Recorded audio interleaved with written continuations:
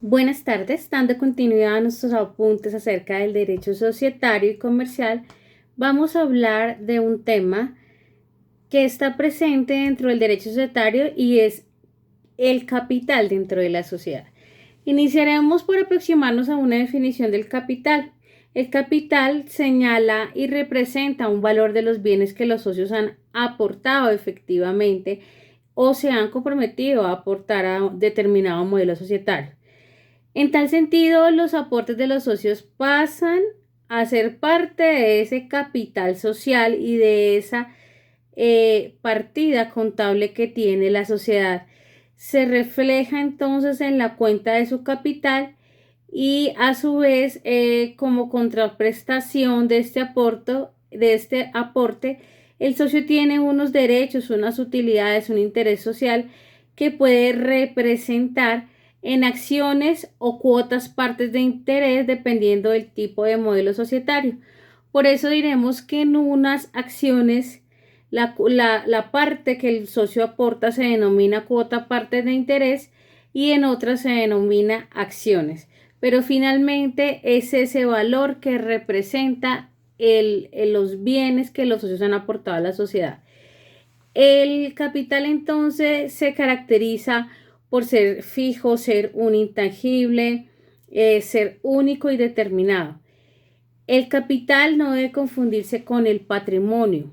El patrimonio es dinámico e indeterminado y el patrimonio comprende toda la universalidad de las relaciones de la sociedad, incluido el capital mismo. El patrimonio incluye todo lo que tiene la sociedad, incluido el capital. Así las cosas, la regulación legal del capital es diferente, porque dependiendo de cada sociedad, entonces si la sociedad es por acciones o por cuotas partes de interés, el capital es un rubro único y se expresa de única manera como capital social.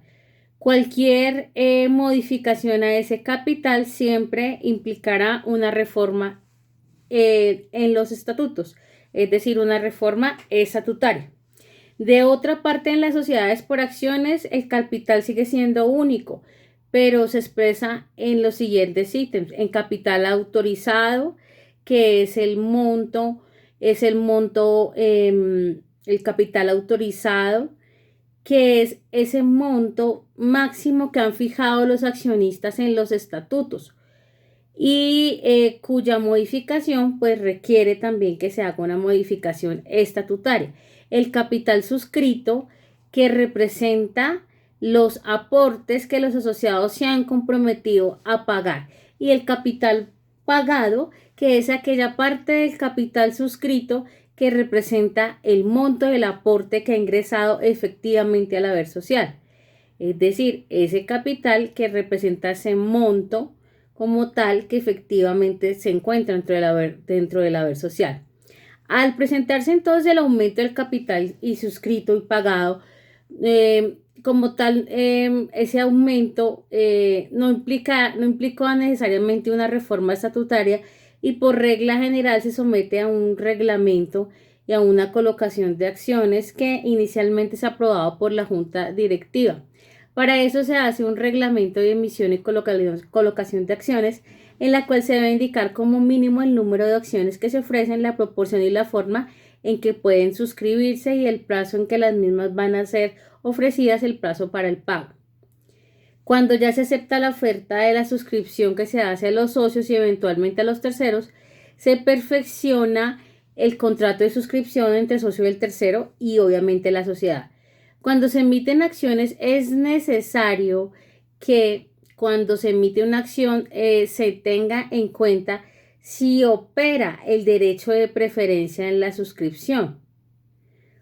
Ese derecho de preferencia es un elemento de la esencia de todo tipo de sociedades, siendo factible que se aplique o no, dependiendo de si la asamblea lo considera pertinente, lo aprueba o no. Ese derecho de preferencia que, como ustedes saben, es preferir ofrecerle en el trámite de cesión de las acciones, cuando está haciendo el proceso de sesiones, ofrecerle internamente a los socios o accionistas al interior de la sociedad ese derecho de comprar esas acciones o cuotas partes de interés. Ese es el derecho de preferencia que, como ustedes ya saben, para algunas sociedades es obligatorio y para otras es voluntario.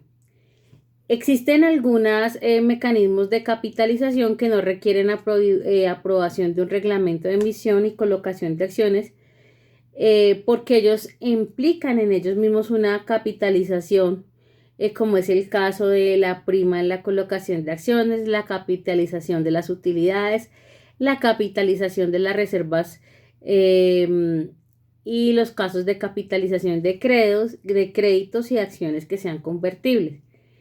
La característica de intangible que tiene el capital, entonces, implica necesariamente que el mismo, por regla general, no puede reembolsarse a los socios durante la vigencia de la sociedad.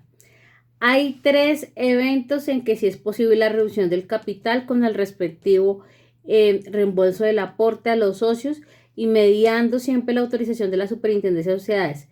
Ello es cuando la sociedad carece de pasivo externo, cuando esta sociedad haya hecho reducción de los activos y esos activos superan el doble del pasivo externo, o finalmente cuando hay autorización expresa de todos los acreedores. En esos casos se da.